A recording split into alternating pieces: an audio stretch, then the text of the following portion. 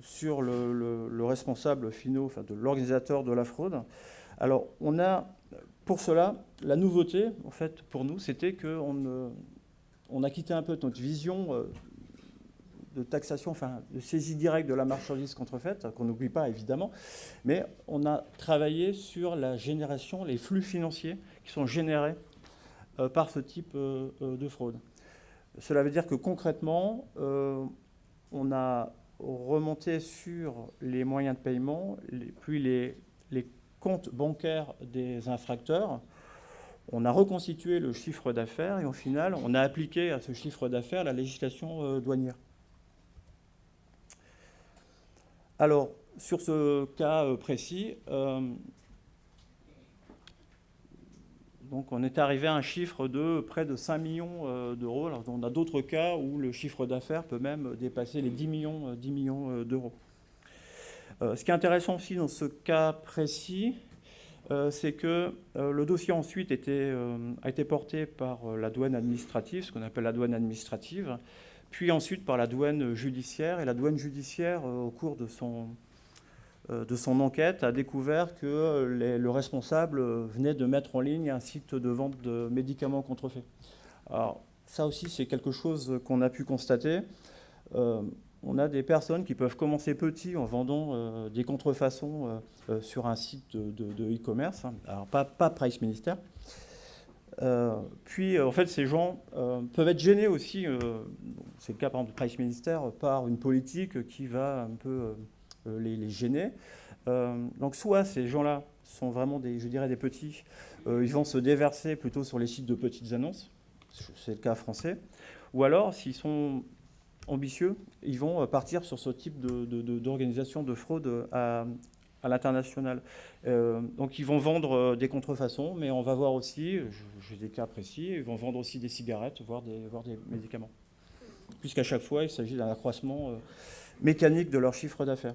Intéressant aussi dans ce cas-là, c'est que l'argent qui était collecté en France repartait à l'étranger pour être blanchi. Donc 4 millions d'euros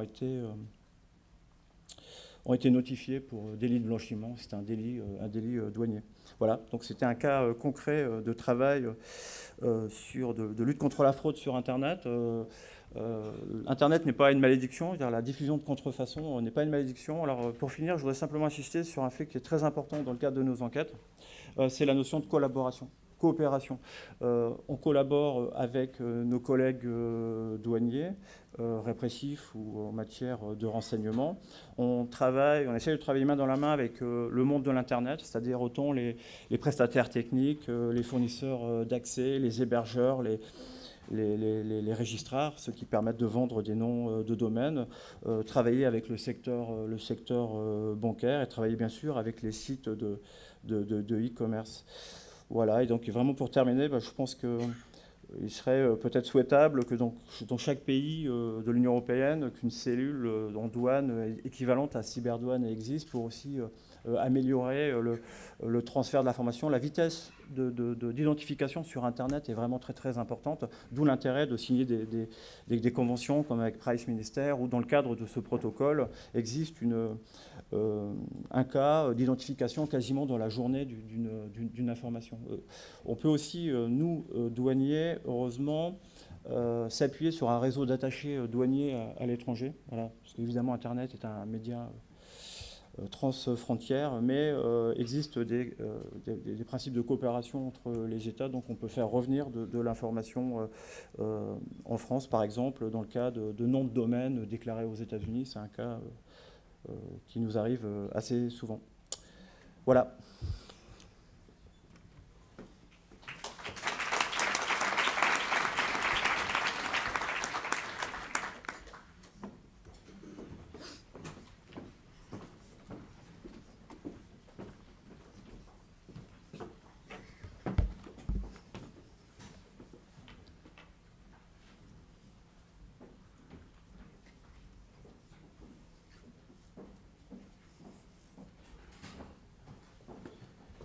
Thank you very much. My name is Eric Barnett. I'm with the U.S. Immigration and Customs Enforcement. I am very appreciative of all the people that have stayed, especially at 5 o'clock, especially in a city so beautiful as Paris.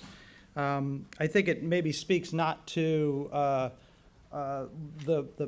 my ability as a public speaker, but also really your interest in this subject matter. And let me tell you just a little bit about U.S. Immigration and Customs Enforcement so you understand our role in fighting counterfeiting and online digital theft on the internet. You heard from my boss, the director of U.S. Immigration and Customs Enforcement, also known as ICE, earlier today, and he gave you a few statistics. But let me just tell you, we are the second largest federal law enforcement agency in the United States. We have 7,200 agents, customs agents, that have arrest authority. We are a law enforcement agency. We also have another roughly 13,000 employees who specialize either in the administrative side or because we have responsibility for the immigration side, they work that. We have a budget of approximately $5.8 billion US, which they told me there wouldn't be any math in this job, but my conversion is approximately 4.2 billion euros on a good day. And we have, of course, responsibility for the criminal investigation of customs violations, and customs violations historically for us have been trademark counterfeiting. But that was in the 60s, 70s, and 80s, cargo containers at the ports that had fake purses or maybe VHS videos, maybe even Betamax videos for those of us who are old enough. And so, of course, like many of our criminal activities that we are responsible for investigating, which includes child pornography and fraud, as Luke said, customs fraud, as well as counterfeiting and online digital theft, it has moved to the internet. And so we've had to retool. And I think the reason that I was asked to be part of the panel is because we did retool in something called Operation in Our Sights, which I'd like to spend just a few minutes telling you about. But just before I do, I think Luke made a good point, is that customs agents had to adapt. And it wasn't easy.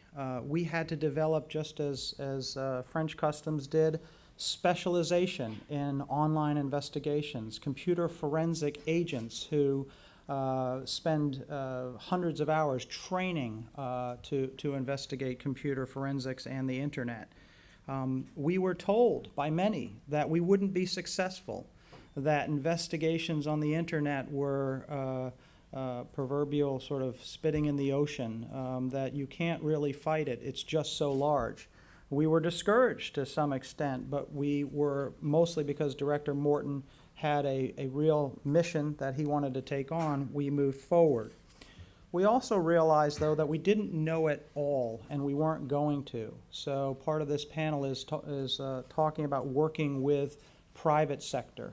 And we immediately decided that we needed to work with groups like MPAA, Ted's group, with RIAA, with the IACC, which is our domestic trade association for rights holders, and others, and also our partners in the federal government, such as the Department of Justice, which had obviously spent many, many years working on this, and I was formerly with the Department